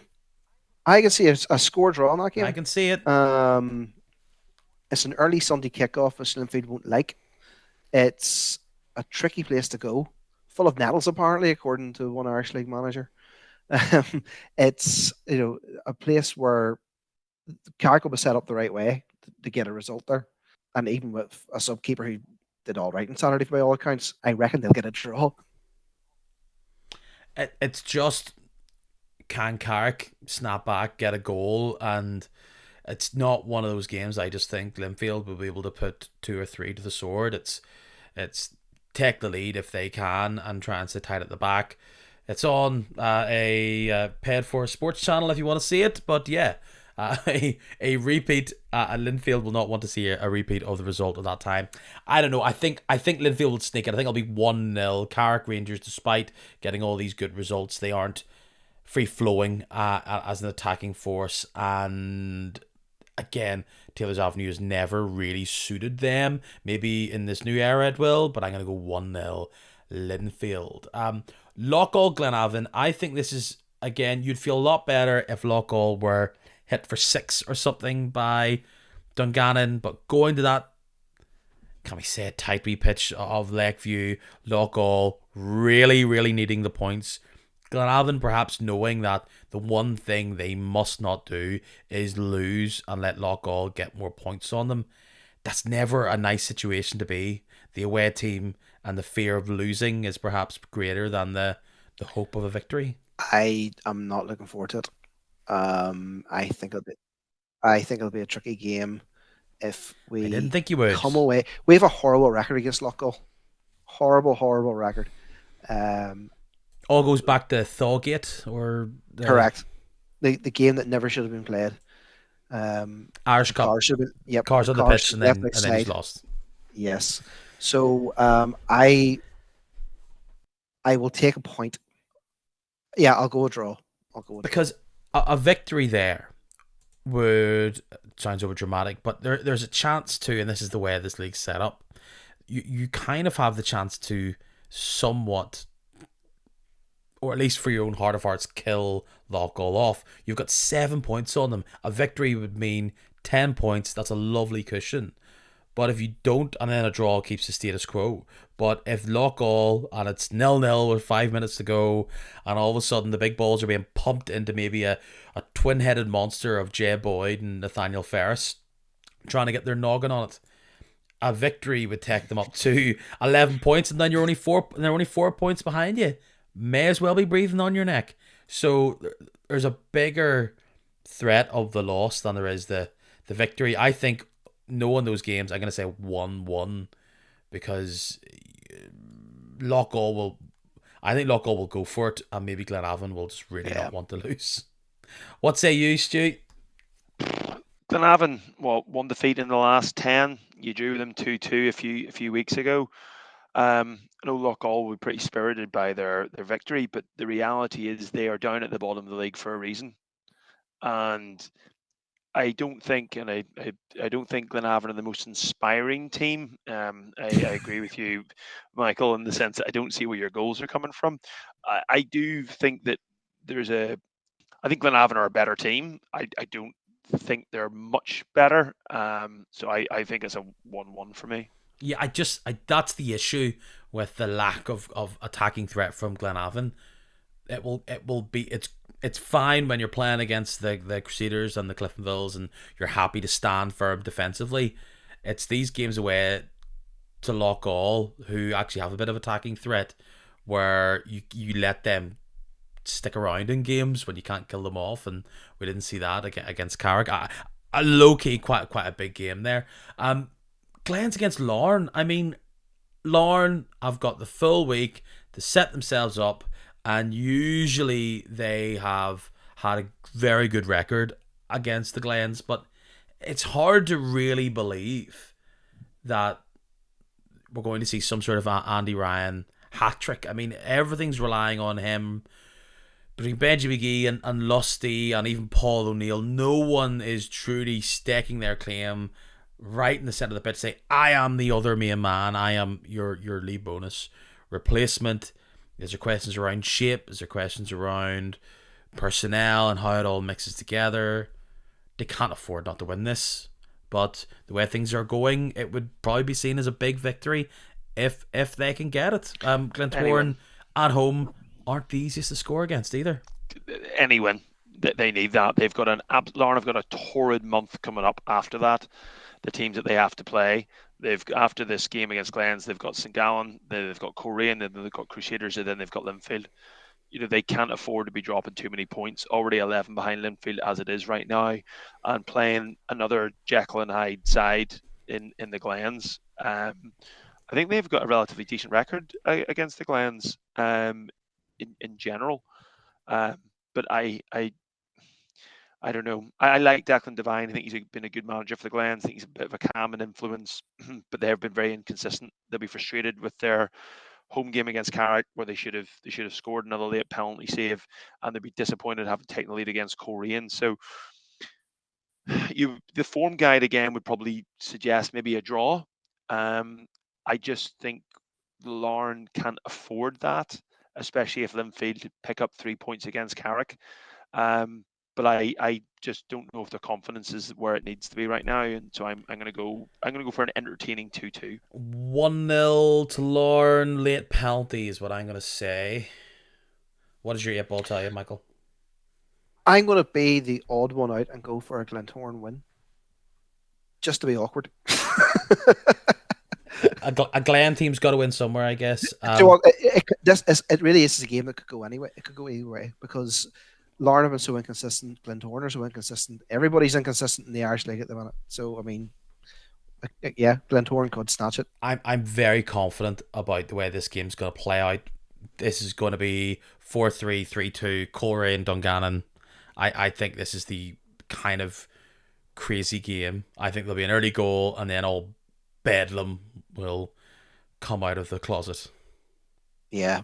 I again, another one which is hard to call. I sort of don't know why I want to go for Dungannon. I really don't know why. I just think they have a point to prove. They've Yeah, been far more consistent this season. There's no doubt. Home and away, they've been a threat 100%. to everybody. Coleraine have won there over the weekend. I just don't know if they have the consistency yet to do back or to keep going. I just think I'm going to go for a Dungannon win. McGovern versus Shevlin. Stu, who wins out? Oh, that's a good question. McGovern guess Shelvin. There's something very poetic, I think, when Rodney McAree goes back to the Coleraine Showgrounds and does well. I think Rodney McAree is one of the best coaches in the Irish League. I think he was pretty unlucky time-wise and everything that happened up there at Coleraine. But again, Coleraine are a club I really like. I think they're progressive. I think they're forward-thinking in how they do things, both on and off the field. I think that I think Shevlin will score more goals than McGovern. I think that it's, again, we talk about this consistency word. I think Dungannon have started the season with way more consistency than they did. Especially it's one of those fixtures. You normally come up with a name for them, but it's the managerial swap fixture, isn't it? Dean Shields, obviously, who kept Swifts in the league, and then and Rodney going back. So I don't know. I think beating the Glens at the weekend will give them a lot of confidence, and I think it'll be very interesting to see how the Swifts respond from quite a second half thumping. I'm going to go for 2-1 Coleraine. Coleraine need to start getting a nice little run at home, don't they? And that started to a certain extent against Glentoran. Can they do it? I'm going to say the 4-3, the 3-2 is going to go in Dungannon's fortunes. It is at the Ballymena Showgrounds. It's Ballymena Old Boys against Coleraine Old Boys. Kind of a funny game. I saw the first meeting of this and I thought Portadown were better than Ballymena, but Ballymena were a bit more wily and got the result. This could be an absolutely dreadful game to watch on Friday evening. I've got to admit, I don't see 4-3 in the future of this. I think that says a 0-0 perhaps. Like just two teams that Ballymena aren't scoring. They're hard to score against. Or is this going to be a Shea McCartan revenge game? He's going to be shooting from everywhere. Yeah, it could be. I don't know why, but again, I have this vision in my head. Portadown have got this great record of scoring late goals, particularly on Friday nights. So I am going to go for a late Portadown win. Ballymena. Did Ballymena Portadown not play out recently at Shamrock Park? It was. Yes, it was. I was covering that game, and it was like it was pretty much a random breakaway before the half got them the goal, and then Ballymena just stood firm. And set pieces are probably going to be a massive factor in this, Stu. Yeah, I think to that point, Portadown, I think, have done actually very well against some of the top teams this season. Beat Larne, drew with Linfield, very unlucky against the Glens, good result at home against Coleraine. But I think to the point that we said earlier on, it's been the home form that's probably been the real backbone of what I think the Ports will stay up this year. And I think that's going to be down to the home form. I think transferring that onto the road is going to be more challenging. I think Ballymena do have a swagger, and they seemed a bit just pissed off on Saturday. The fact that they didn't win away from home, and I find that always, but in a sort of a good way. You know what I mean? In an expectant way. And I feel that when you're a club is like that, I think that they will be expecting to win at home. But again, Port's coming in having beaten Larne. Niall Curry, I'm sure his team talk will be pretty easy for him. It will be scrappy. It'll be windy. It'll probably the rain will be chucking it down. And it'll probably be a scrappy penalty from Ben Kennedy that's going to win it. Yeah, totally can see it. And then Friday night on your streams, North Belfast Derby, two teams who are looking all right. Who is going to... You got to feel as though maybe Cliftonville have got the wind up them and maybe might be a bit more dynamic. However, can they just stand firm? Because the Crews always seem to up their game against each other. It's like a completely separate... This game always feels like it's played completely separate to reality. All form and everything else is thrown out the window. These two just face off in a Space Jam style fight for North Belfast pride. I am definitely thinking Cliftonville for this one. Again, both sides won at the weekend. I think they'll be going into it. Both sides have a bit of form now, I think, over the last couple of weeks. I don't know. There's something about Cliftonville. I think that they do need to get their form better. But I think at home, having beaten Coleraine, I think that Joe Gormley's made a really, really good start to the season. I think he's played a lot more games than he probably did this time last year. I think he looks very sharp. I think he's got six league goals already. It was going to be tight. It's going to be fine. I'm really, really looking forward to this one, actually. I'm glad this one that's been streamed. But I think the North Belfast games always have always got a bit of spice about it. There's always that, that foot's probably left in slightly late for a challenge. There's always a bit of aggro, especially at half time when they're going off in front of the Cliftonville fans. Yeah, I don't know. I do think it's going to be tight, but I'm going to go for 3-2 Cliftonville. I'm going to go 2-1 Cliftonville. Yeah, I'm thinking 2-1 Cliftonville as well, to be honest. Although, again, I wonder how many of those games have happened in recent times where I have thought a team was going to win that game and it's actually come out the opposite end or the opposite result. It's bonkers. Totally know what you mean. Yeah. Totally get it. I wouldn't be surprised if all 6 games finished in a draw either, by the way, over the weekend. A lot of very evenly matched fixtures, I think, this weekend. So, yeah. Just before you wrap things up, a little bit of Crusaders news. Again, could be here, there, anywhere, wherever. James Teelan has terminated his contract with the club. Is there a certain place that you think that's where he could be? Who could do with a slightly diminutive but nippy little winger? I imagine Glenavon would happily take him if they could. Oh yeah, 100%. I'm not sure if Teelan's the sort of player we really need, but I would take him, certainly. I'm surprised by that. It's interesting because there was a lot of hype around him going to the Cruise. Many people thought, this is going to be a great step up for him. He would score goals. He would be an attacking threat.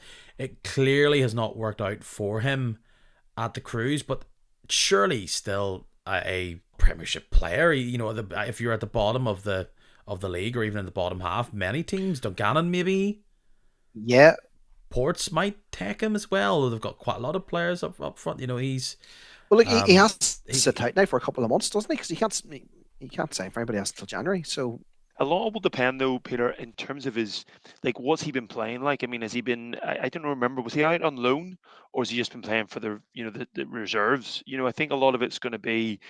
Yeah, he's got the Premiership class, absolutely. But again, how many players that become maybe disenchanted with life at one of the big Irish League clubs, not getting game time, and then maybe say, well, want to go back to what I know and just love my football again. It wouldn't surprise me in the slightest if a club in the Championship was offered him first team football and the chance to start every single week for him to go back there. Could he end up back at Newry with Darren Mullen back in charge? It's no doubt. That's why I say it's clearly if you want to come in and rebuild yourself up, that's one of the potential avenues. But look, I think there'll be people that will be alerted to this and think, what, this could be, particularly how tight it is. Why not? I mean, he didn't have an amazing time with the Cruise, but he still adds something that is still a rarity: the ability to run at defenders. And he did have a decent loan spell with Carrick, so he didn't light the world on fire, but he still could prove that outside of the cruise he can still provide something. So all eyes and see if maybe by the time this podcast is out, his destination's already been decided. But I'm actually texting our sports editor right now to ask him if he knows if Teen's going back to Newry. So if I get a text back before we finish, I'll let you know. There we go. We'll delete it all. Gentlemen, something a wee bit different, but I'm really glad we had that conversation. I appreciate that we have solved nothing, but we've had a few thoughts linger and percolate, and we will see how it all comes together. For the two of you, where can people find your musings and thoughts beyond said podcasts? Stewart Cherry, you're an easy man to find. Yeah, so Stu Will on Twitter. I'm probably not too far away from commenting on your stuff and Kick a Match, and then do the Spirit of 2016 with Andy and the lads during the international games. Michael, you are the editor overseeing bits and pieces if you're from the Banbridge or Newry area, but I'm sure there's other thoughts that can be found in digital form. Yeah, I don't know about overseeing. Usually most things just run past me now. But yeah, you can catch me in the Reporter and the Banbridge Chronicle online. And also I have a weekly column now in the what would be the old Morton's titles. So like the Lurgan Mail, Bordown Times, Coleraine Times, Carrick Times, all those papers. So yeah, you catch me every week in that. It's called Never on a Sunday or in June. And it's about your thoughts. I'm only joking. What thoughts and feelings? Is it sport related? Anything related? Oh yeah, so it's Irish League related. Yeah, it's the incredibly wonderfully named Michael Scott Soccer Slot. The reason it's called that is because we had a column. It was called that in the Banbridge Chronicle where I did it in work experience, and then we dug it back up and we're like, oh sure, we'll do that. So there you go. And is soccer like a sport? Is it? Yeah, I'm not in favor of the title, to be quite honest. But Michael Scott's football slot didn't quite have the same alliteration, so we'll no, it does not. Congratulations, Peter, on the is this the 102nd that infamous 102nd podcast? 102nd, right? I think I was on your 51st as well. Wow, do the maths. So yeah, no, happy to do the day after the party. But thanks. Congratulations for this, by the way, because that's it's awesome how you put it all together and kept it going for the last number of years and growing from strength to strength. So many congrats. Well, thank you so much. 50 games in awareness as well. Yes, indeed. 50. What a 50th game. What a game. What a 50th game. I kind of lost my mind, to be honest, doing all that live. I'm surprised you weren't getting called on the mic for the game on Friday night after that commentary. It was not commentary, it was live reporting. I would say I've never done commentary, but yes, my wife thought that was very funny, as if somehow doing my first radio reporter gig in November 21 and starting a podcast in August 22, somehow that like would link up on whatever, so again, look, I've said this before, I said it on Saturday, until I got the call to do the radio, well, that was a text random Thursday night saying, you know how to do radio stuff, you like Irish League, ? Can you help us out? I had no notion, I had no ambition to do anything. I was a music guy, I was happy running about with my Woodburn and Savages, worrying about flipping Spotify press packs compared to this, and it's amazing how life changes, and as I'm sure you all know, because you're thinking this guy does this podcast every bloody week, I love it. I love the reporting. I love doing this. And, you're saying thank you. I want to say thank you to you guys, because as you both know, and I say this all the time, this podcast would not be a thing if it was just me speaking to myself. And I did not know you guys until you got some random email or message from me saying, hello, I am Mr. Podcast Man. Will you do it for me? And you have both done it multiple times, and I'm very thankful for that. So, well, you're hitting the right notes and with the pod stuff. So you say that, wait for the hate mail, it's coming my way. How dare you say that about our beloved Michael Scott and his famous soccer slot. Gentlemen, until next time, and cheers. God willing there'll be a next time, tally-ho. All the best.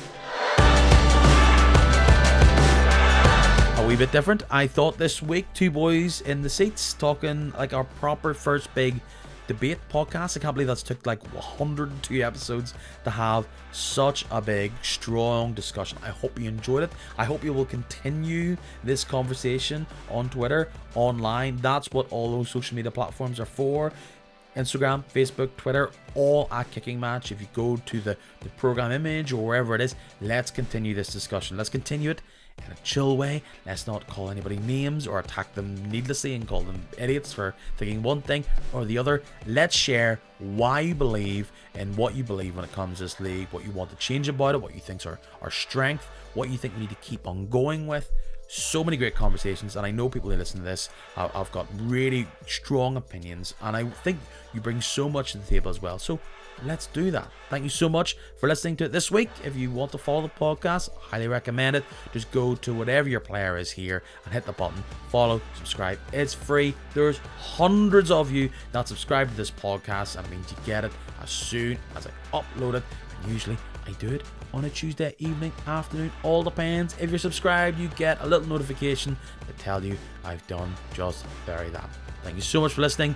Until next time, I'll see you very soon.